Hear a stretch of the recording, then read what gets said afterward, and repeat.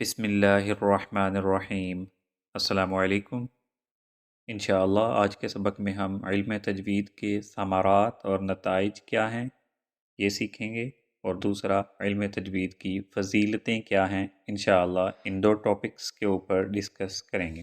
تو پہلی بات، علم تجوید کو سیکھنے کے ثمرات اور نتائج کیا ہیں۔ علم تجوید سیکھنے سے انسان تلاوت قرآن کرتے ہوئے اپنی غلطیوں میں امپروومنٹس لاتا ہے اور قرآن مجید کی تلاوت اچھے سے کر سکتا ہے۔ علم تجوید کو سیکھنا یہ اللہ تعالیٰ کی رضا کا ذریعہ ہے۔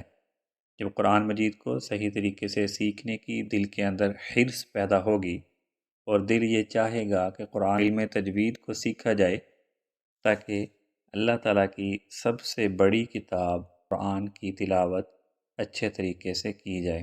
علم تجوید کی فضیلت۔ علم تجوید اشرف العلوم ہے، سب سے بڑا علم ہے، کیونکہ تجوید کے علم کا تعلق اللہ تعالیٰ کی سب سے بڑی کتاب قرآن مجید کے ساتھ ہے، جو کہ اعظم الکتب، اشرف الکتب، سب سے بڑی کتاب ہے۔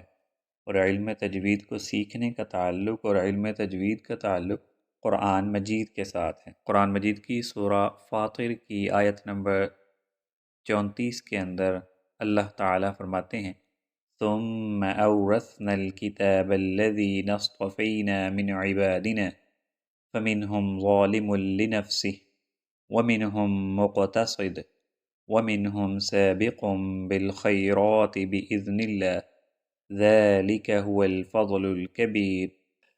پھر ہم نے ان لوگوں کو کتاب یعنی قرآن مجید کا وارث بنایا جن لوگوں کو اپنے بندوں میں سے ہم نے چن لیا، تو کچھ تو ان میں سے اپنے آپ پر ظلم کرتے ہیں اور کچھ میانہ روی اختیار کرتے ہیں، اور کچھ خدا کے حکم سے نیکیوں میں آگے جانے والے ہیں۔ آخر میں اللہ تعالیٰ فرماتے ہیں ذَلِكَ هُوَ الْفَضْلُ الْكَبِيرُ۔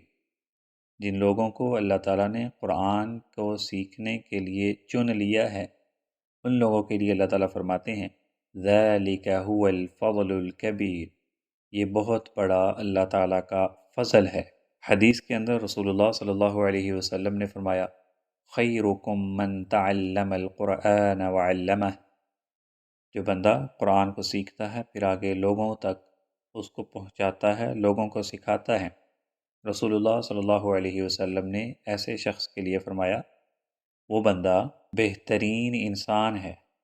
خیرکم من تعلم القرآن وعلمہ، جو قرآن کو سیکھے اور پھر لوگوں کو سکھائے وہ انسان بہترین انسان ہے۔ اللہ تعالیٰ سے دعا ہے کہ اللہ تعالیٰ ہمیں علم تجوید صحیح طریقے سے سیکھنے کی توفیق عطا فرمائے، اور پھر اس کے بعد ہم سب کو قرآن مجید کی تلاوت اور قرآن مجید کو سمجھنے کی توفیق عطا فرمائے۔ السلام علیکم۔